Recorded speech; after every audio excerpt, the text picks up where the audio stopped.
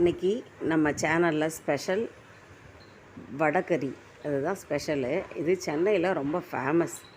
அதாவது எந்த ஹோட்டலுக்கு நீங்கள் போனாலும் இட்லிக்கு, தோசைக்கு, பூரிக்கெல்லாம் இதை கொடுப்பாங்க. நம்ம எப்பயும் சட்னி சாம்பார் தான் தொட்டு சாப்பிடுவோம். ஆனால் இது வந்து சென்னையில் ஃபேமஸ்.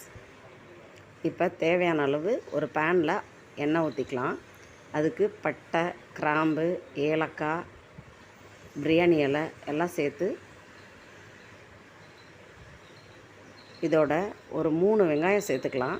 வடைக்கேற்ற மாதிரி சேர்த்துக்கோங்க. 5 பச்சை மிளகாய் சேர்த்துக்கோங்க. தேவையான அளவு உப்பு சேர்த்துக்கோங்க. நல்லா எல்லாத்தையும் நல்லா வதக்கி விட்டுக்கலாம். வெங்காயம் நல்லா பொன்னிறமாக வர அளவுக்கு வதக்கிக்கலாம். இதோட தக்காளி ஒரு 3 தக்காளி சேர்த்துக்கலாம். தக்காளி நீங்கள் வடைக்கேற்ற மாதிரி கொஞ்சம் உண்டனவே சேர்த்துக்கோங்க. இஞ்சி பூண்டு எல்லாம் சேர்த்து நல்லா வதக்கிட்டு ஒரு 5 நிமிஷம் ஆவியில் வைக்கலாம். தக்காளி வேகட்டும். இப்போது நான் காலையில் சுட்ட வடை மிச்சமானதில் ஆறி போன வடையை வச்சு நைட்டு டிஃபனுக்கு பண்ணுறேன். நீங்கள் புதுசாகவே வடை சுட்டதில் பண்ணலாம். வடையை இது மாதிரி பொடி பண்ணிக்கோங்க. அப்போ தான் நல்லா திக்காக இருக்கும். இப்போ தக்காளி வெந்துருச்சு.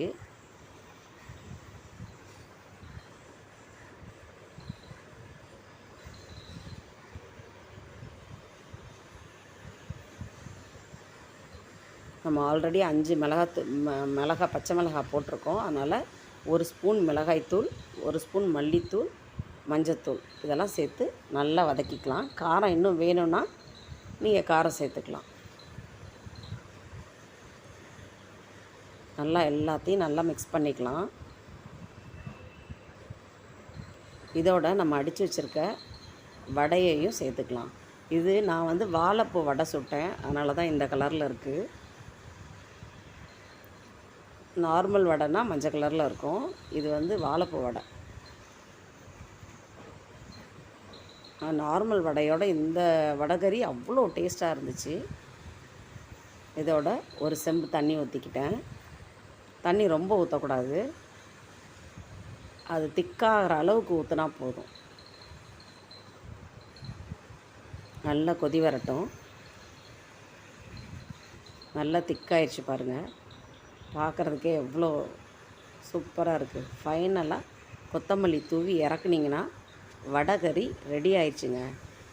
இதை நல்லா இட்லிக்கு, தோசைக்கு, பூரிக்கு செஞ்சு சாப்பிட்டு பாருங்கள். அவ்வளோ ஒரு டேஸ்ட்டாக இருக்கும். அவ்வளோதாங்க, வடகறி ரெடி ஆயிடுச்சு. நீங்களும் ட்ரை பண்ணி பாருங்கள், கமெண்ட் பண்ணுங்கள். சுட சுட ஆவி பறக்கிற இட்லியில் இதை தொட்டு சாப்பிட்டிங்கன்னா அவ்வளோ அருமையாக இருக்குங்க. நீங்களும் ட்ரை பண்ணி பாருங்கள். Thank you friends. தேங்க்யூ ஃபார் வாட்சிங்.